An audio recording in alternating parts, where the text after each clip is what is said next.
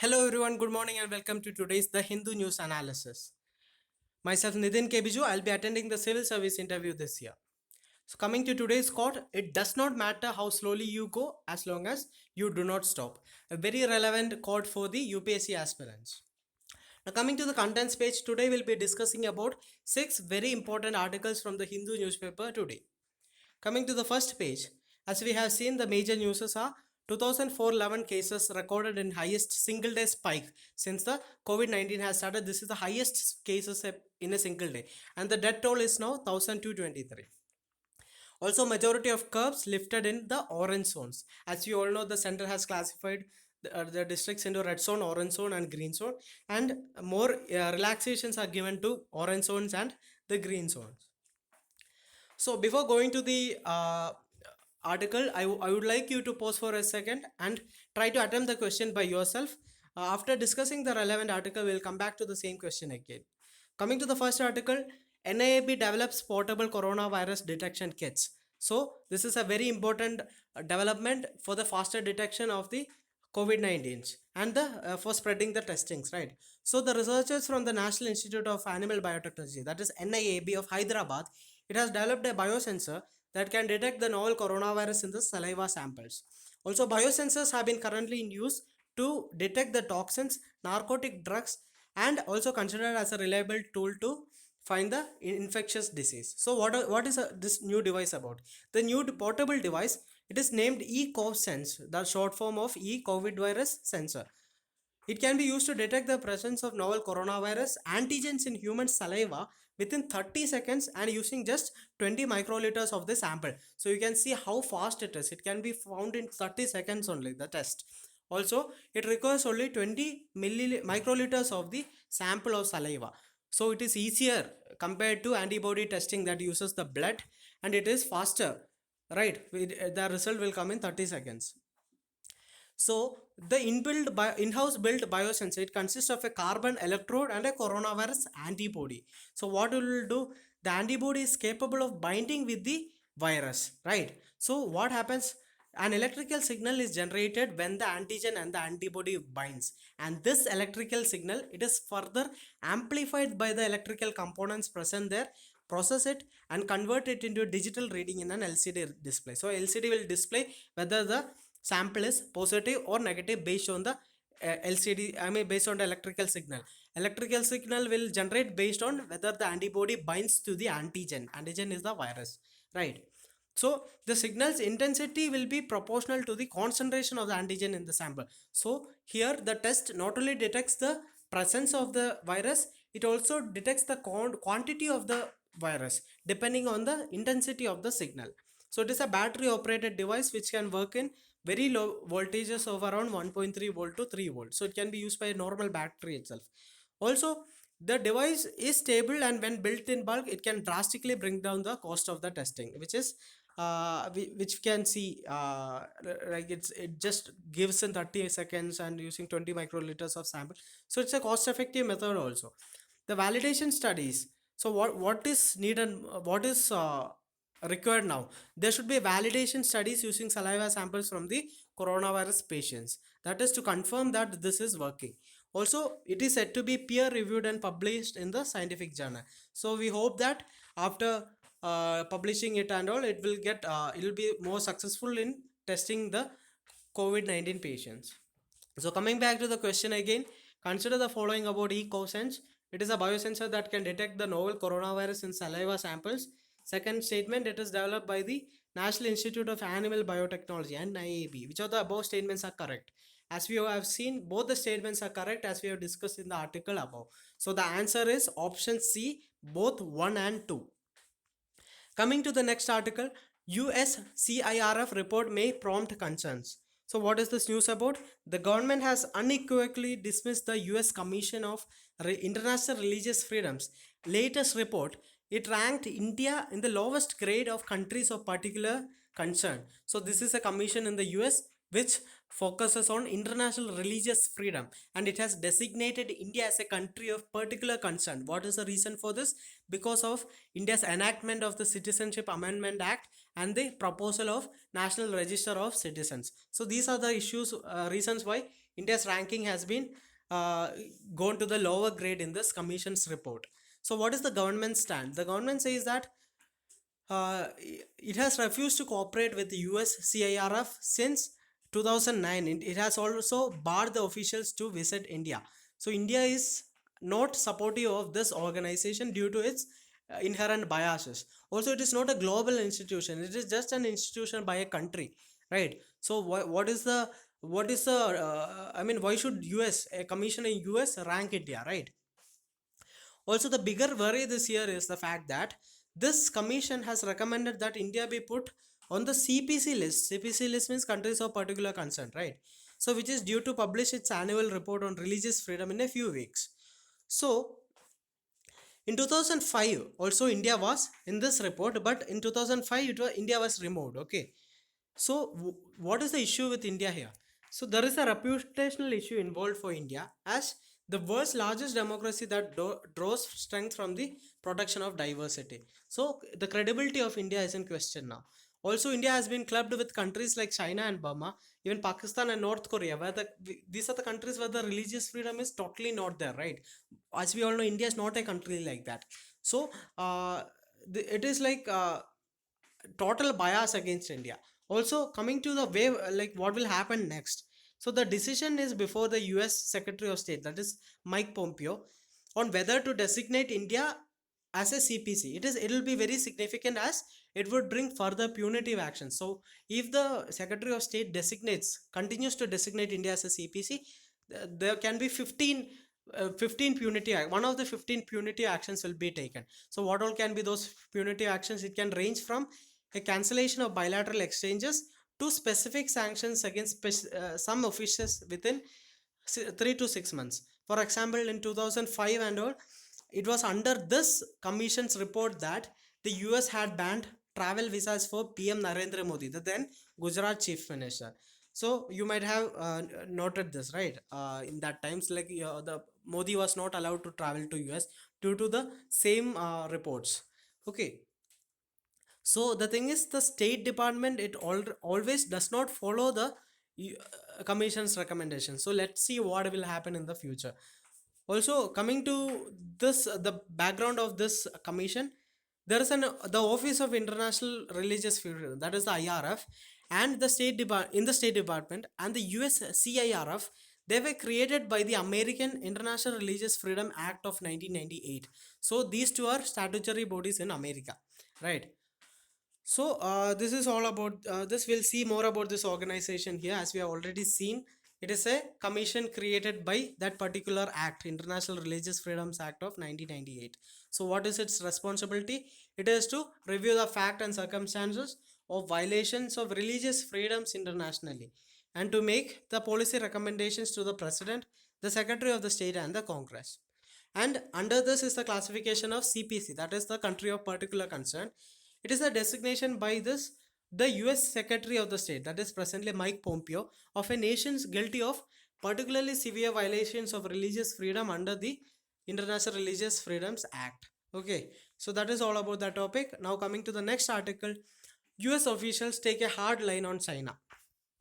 So as we all know, the tensions between USA and China are increasing day by day. So now two other issues have popped up, which has a potential to increase the tension again. Let us see which all are those two issues.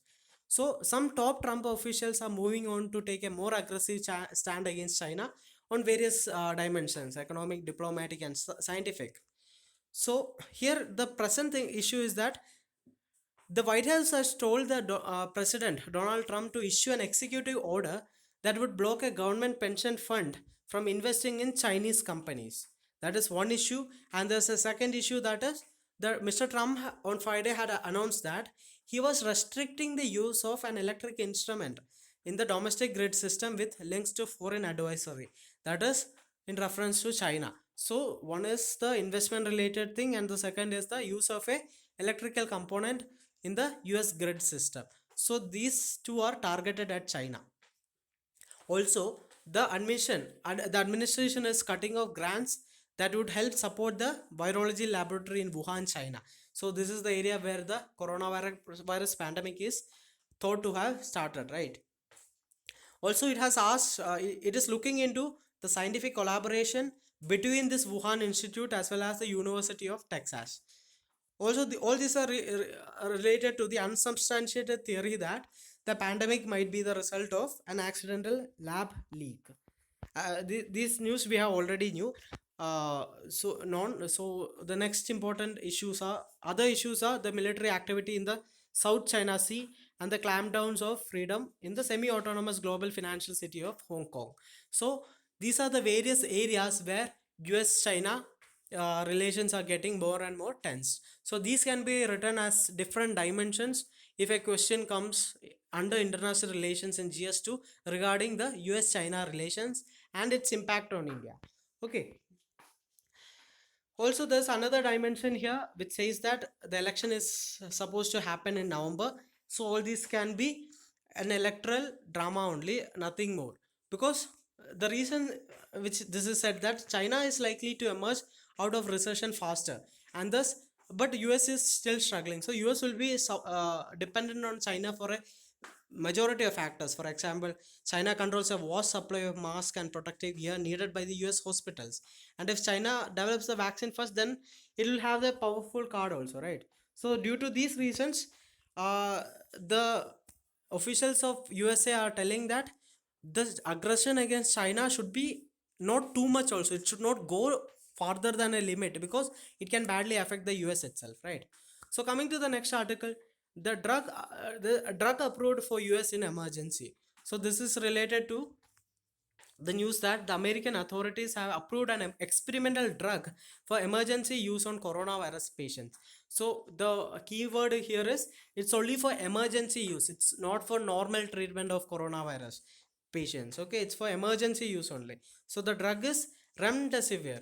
It is an antiviral drug initially developed to treat Ebola and was given the green light on Friday after a major trial found that it boosted the recovery in serious COVID-19 patients. So here this is an emergency drug and it can be used only for emergency purposes to help serious COVID-19 patients where there can't be any alternative. So this is not a common drug against coronavirus. Okay, and here there's another keyword that is Ebola. We'll discuss about it now. So Ebola virus disease. It is also called, it's simply called Ebola. It is a viral fever like COVID-19. It is also a viral fever of humans and other primates caused by Ebola virus, whereas the other one is coronavirus, right? So the virus spreads again through direct contact with body fluids such as the blood from infected humans or animals, and these are the areas mostly in the Western Africa, where Western and Central Africa, where the Ebola viruses have created a lot of issues, right? Luckily, it has not been a global pandemic. Now, coming to the next article, dead fragments of novel coronavirus led to false positives in recovered patients.